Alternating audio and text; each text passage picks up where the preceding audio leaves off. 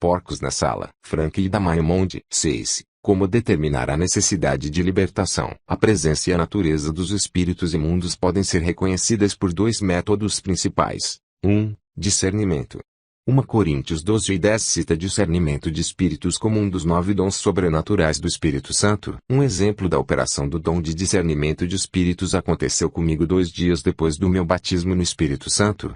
Fui convidado a dar meu testemunho numa reunião da organização Full Gospel Businessmen e fiquei sentado no palco.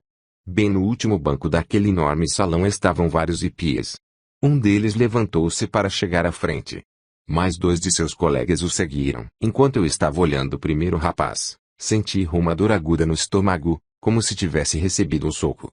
Virando-me para o desconhecido ao meu lado, perguntei-lhe em voz baixa: aquele rapaz está no Espírito do Senhor? Ele respondeu: não sei, mas não parece coisa boa, não. Eu disse: mas ele está endemoninhado. O irmão continuou dizendo: talvez você tenha o dom de discernimento. Com uma confiança como nunca tinha sentido antes, eu disse: eu não sei o que eu tenho, mas sei o que ele tem. Ele tem um demônio. Naquela época, eu não sabia quase nada sobre os dons do Espírito Santo e também não tinha estudado nada sobre os espíritos demoníacos. Por coincidência, o hippie subiu ao palco, pegou o microfone e levantou as mãos dizendo: eu sou o caminho, pois sou Jesus. Assim, todo mundo reconheceu que ele tinha um demônio. Enquanto ele voltava para o lado de seus amigos, já na beira do palco, várias pessoas no auditório se levantaram e repreenderam os demônios nos 3 rapazes. Ninguém os estava tocando, mas eles caíram no chão, derrubados por um poder invisível, o Espírito Santo. Eles foram levados para fora do salão. O resultado daquele incidente foi a conversão de vários membros do grupo hippie, pois os 3 rapazes eram os líderes do grupo. 2. Revelação é o segundo método para reconhecer a presença e a natureza dos espíritos maus. Por revelação, se entende simplesmente a observação do que os espíritos estão fazendo à pessoa. Quando Jesus andou aqui na terra, ele reconheceu que o povo estava bem a par da existência dos demônios. Jesus não tinha de os ensinar sobre a existência de espíritos malignos, nem explicar como eles podem habitar no corpo humano. Isto já era conhecido por todos. Um exemplo disso é encontrado no Evangelho de Marcos 7:2.24-30. Uma mulher cirofenícia veio a Jesus com um apelo para que ele expulsasse um espírito imundo da sua filha. No Evangelho de Mateus, num registro paralelo, a mãe diz: minha filha está horrivelmente endemoninhada. Como é que ela sabia disso? Ela sabia pelos sintomas. Podemos aprender hoje como descobrir ou discernir os espíritos maus pelo que eles estão fazendo à pessoa. Alguns dos sintomas comuns de que há demônios habitando em alguém são: 1. Problemas emocionais. Distúrbios emocionais que persistem e que ocorrem periodicamente. Os distúrbios mais comuns são ressentimento, ódio, raiva, rejeição, sentindo-se não desejado, não amado, pena de si mesmo, e ciúme, depressão, ansiedade, inferioridade e insegurança. 2. Problemas mentais. Distúrbios na mente ou nos pensamentos, tais como tormento mental, protelação, acomodação, confusão, dúvida, racionalização e perda da memória. 3. Problemas vocais. Língua descontrolada. Inclui mentiras, maldição, blasfêmia, críticas, zombaria, maledicência e mexerico. 4. Problemas sexuais, decorrentes de pensamentos e atos impuros de sexo. Estes incluem experiências sexuais fantasiosas, masturbação, cobiça, perversões, homossexualidade, incesto, adultério, caráter provocante e prostituição. 5.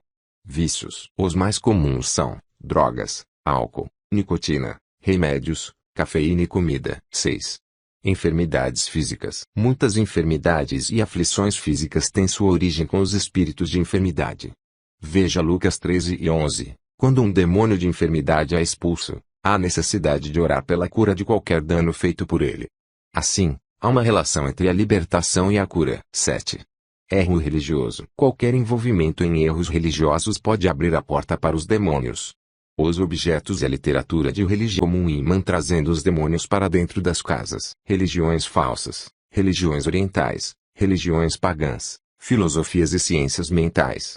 Nota: isso inclui interesse por yoga e karatê que não podem ser divorciados da adoração pagã. Seitas cristãs, mormonismo, testemunhas de Jeová, unidade e outras.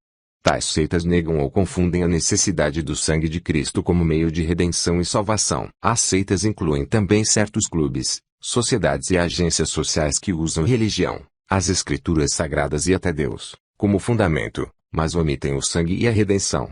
Todos os cultos deste tipo são chamados religiões sem o sangue, tendo forma de piedade, negando-lhe, entretanto, o poder.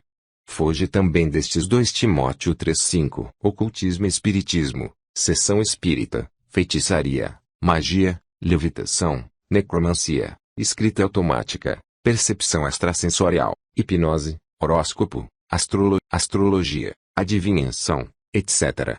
Nota: é proibido qualquer método para procurar conhecimento, sabedoria, liderança e poder sobrenatural senão por Deus. Deuteronômio 18:9-15. Doutrina falsa. 1 Timóteo 4:1 fala de um grande aumento de erros de doutrinas promovido pelos demônios de engano e sedução. Nos últimos dias, essas doutrinas são designadas para atacar a humanidade e a divindade de Jesus Cristo, negar a inspiração das Escrituras, distrair os cristãos daquilo que o Espírito Santo está fazendo hoje em dia, criar desarmonia no corpo de Cristo, criar confusão na igreja, através da obsessão pelas doutrinas, junto com a compulsão de propagá-las, inchar com orgulho e senso de superioridade, por causa da revelação, fazendo a pessoa resistente ao ensino, encaminhar alguém às coisas espirituais por meio de atividades enfaticamente carnais, por exemplo, asceticismo, religião de vegetarianismo, macrobióticos zen, etc. 7. Condições necessárias para a libertação. Basicamente, são as seguintes as condições necessárias para alguém receber libertação. 1. Honestidade. Quem espera receber de Deus a bênção da libertação tem de ser honesto consigo mesmo e com Deus. Por falta de honestidade, certas áreas da vida ficam encobertas pelas trevas. Os espíritos demoníacos prosperam nas trevas. A honestidade ajuda a trazê-los à luz. Qualquer pecado oculto, sem arrependimento, dá aos demônios todo o direito para ficarem onde estão. Peça a Deus que o ajude a ver sua própria pessoa como ele mesmo a vê e traga à luz qualquer coisa que não seja dele. Confessei-te o meu pecado e a minha iniquidade não mais ocultei. Disse, confessarei ao Senhor as minhas transgressões, e tu perdoaste a iniquidade do meu pecado. Salmo 32:5. Sonda-me, ó Deus, e conhece o meu coração, prova-me e conhece os meus pensamentos, vê se há em mim algum caminho mau e guia-me pelo caminho eterno. Salmo 139:23. 24. 2. Humildade. Isto envolve o reconhecimento da sua dependência de Deus e das providências para a libertação. Deus resiste aos soberbos, mas dá graça aos humildes. Sujeitai-vos, portanto, a Deus, mas resisti ao diabo, e ele fugirá de vós. Tiago 4:6b, 7. Uma franqueza completa devem ter, também, os servos de Deus que ministram a libertação. Confessai, pois, os vossos pecados uns aos outros. Tiago 5:2.16. 3. Arrependimento. O arrependimento consiste em virar as costas ao pecado e a Satanás. Devemos odiar todo o mal e deixar de concordar com ele em nossa vida. Andarão 2 juntos se não houver entre eles acordo. Amos 3:3. Você tem de detestar seus pecados. Ali vos lembrareis dos vossos caminhos e de todos os vossos feitos com que vos contaminastes e tereis nojo de vós mesmos, por todas as vossas iniquidades que tendes cometido. Ezequiel 20:43. A libertação não é para ser usada meramente para alcançar um alívio dos problemas, mas para tornar-se mais semelhante a Jesus, através da obediência a tudo que Deus requer. O arrependimento exige a confissão de todo pecado. Ela paga todos os direitos legais dos espíritos maus. 4. Renúncia. Renunciar é abandonar o mal. Renunciar é uma ação que nasce do arrependimento. Vendo ele, porém, que muitos fariseus e saduceus vinham ao batismo, disse-lhes, raça de víboras, quem vos induziu a fugir da ira vindoura? Mateus 3:7. O desenvolvimento dos frutos dignos de arrependimento envolve muito mais do que palavras. E a demonstração de arrependimento, a evidência de que alguém verdadeiramente deixou os seus pecados. Por exemplo, se alguém se arrepende da luxúria, talvez tenha de destruir material pornográfico. Se for erro religioso, talvez tenha de destruir toda a literatura e coisas relacionadas com o erro. Muitos dos que creram vieram confessando e denunciando publicamente as suas próprias obras. Também muitos dos que haviam praticado artes mágicas, reunindo os seus livros, os queimaram diante de todos. Calculados os seus preços, achou-se que montavam a 50.000 denários. Atos 19:18, 19. Renúncia significa Satanás e de todas as suas obras. 5. Perdão. Deus livremente perdoa a todos os que confessam seus pecados e pedem perdão por meio do seu Filho. 1 João 1:9. Ele espera que nós perdoemos a todos os que nos maltrataram, seja quem for. Porque, se perdoardes aos homens as suas ofensas, também vosso Pai Celeste vos perdoará. Se, porém, não perdoardes aos homens as suas ofensas, tampouco vosso Pai vos perdoará as vossas ofensas. Mateus 6:14, 15, 6. Oração. Peça a Deus que o liberte em nome de Jesus. E acontecerá que todo aquele que invocar o nome do Senhor será salvo. Joel 2:32, 7. Batalha. A oração e a luta são duas atividades separadas e distintas. A oração é dirigida a Deus, e a luta, contra o inimigo. Nossa luta contra os poderes demoníacos não é carnal, mas espiritual.